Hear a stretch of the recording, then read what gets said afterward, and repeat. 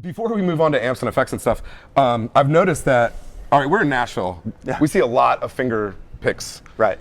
Very rare to see metal dudes with finger picks, but you actually 3D print these. Yes. This is like your design. Yes. Yeah, because like, trust me, I've spent years like trying to get a thumb pick that worked for me. Right. And either the angle was off or definitely they're too long. Too long. So I would cut them down all the time and could never get them to like sit well. So, you know, in the modern age, I got a hold of a CAD program called Fusion 360 Sure. and started designing and laying out, you know, the perfect pick angle that I liked and how it would sit against my thumb and stuff like that. And then from there, I took it to a 3D printer and just started making them. So rad. So, I mean, yeah. were there a lot of iterations of that, or did you? Yeah, very small things like, you know, moving like the relationship of this the angle. Yes, like 2 and 3 degrees. And the funny thing is, I haven't really started selling these or anything like that because, like, I used to sell a pick clip which was made out of titanium, and you could put whatever pick you liked in it.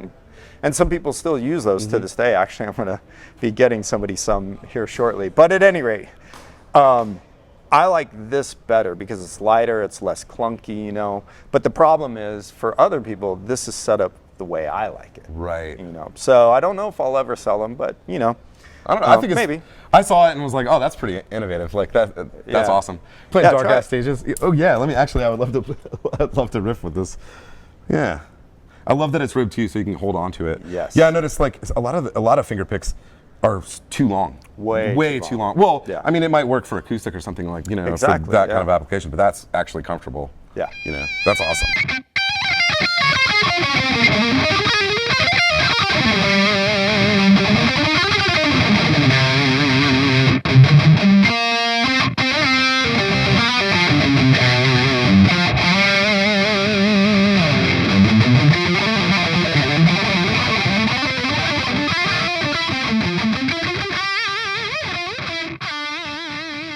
All right, so amps and effects. Amps and effects. So we, of course, we run from our wireless into this Shure, what is it? The AD40, yeah. Yep. And I think that's pretty much known as the top of the line. It's like the standard of the industry at this point. Yeah. It's amazing. I've never heard it drop.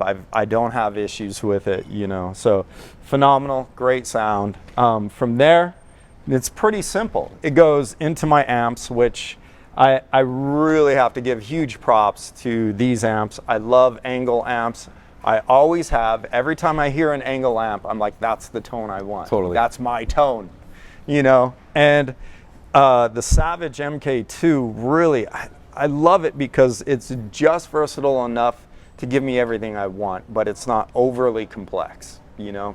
So, for example, on my rhythm tone, basically we're in the lead channel here and this set of knobs right here. And then so is that how these are set up? Channel 1, channel 2? Yeah, this is channel 1 and channel 2. So this is going between clean and kind of gritty. Uh-huh. And then this one's your rhythm and your lead, so your kind of high gain stuff right there. Right.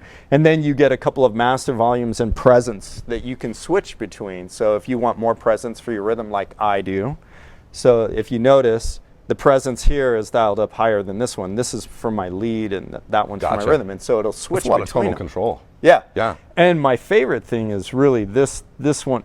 Wait, let me see here. There it is, the contour. Oh, yeah. The contour switch is like going between modern rhythm and old school lead, and that's what I love. That's my favorite thing. So with a modern rhythm, you know, you get a ton of punch in the bottom end and then a ton of highs and sizzling highs, and really, you know, it's articulate, but it's just very scooped in a way, you know. And I wouldn't say that I heavily scoop it because I even, you know, I have the you got the mids up. The mid pushed, you know, and stuff like that.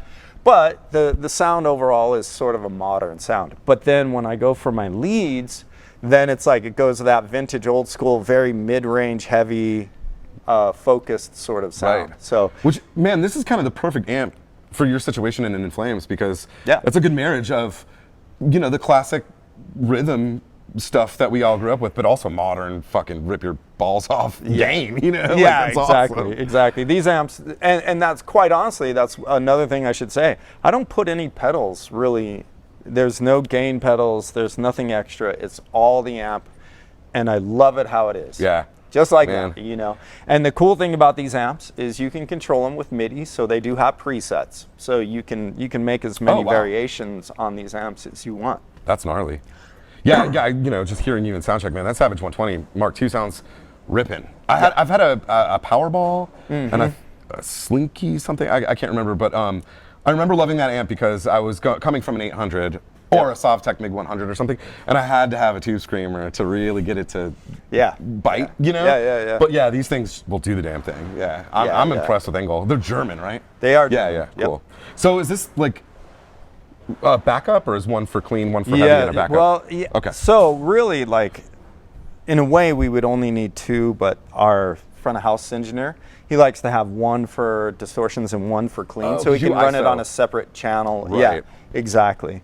And then we have one for backup in case either of them goes down. Sure, yeah. So. Man, it's honestly interesting to see big metal bands playing real amps anymore, because like, you know, we do the Big Rundown every week, and it's like more and more and more and more you see modelers, which there's a place for that. Yeah, absolutely. But, you know, I guess I'm old, and I just, when I hear a real tube amp, I'm right.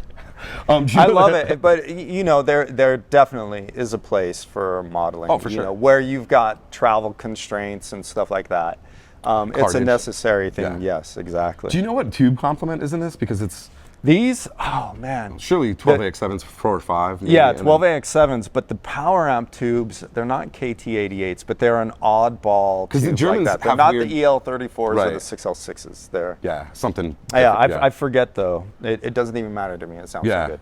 I mean, the Engl definitely has its own place in the high gain world because probably of that tube complement. I think it's a common thing that they use. I would imagine. Yeah, well, but I really like them. And then when we have to change out tubes, they just ask for, like, they look for the number that's on the back of the head, and they're already the tubes are already matched, and they write it down and they send matched right out. So you don't have to rebias it or anything like that. It's really good.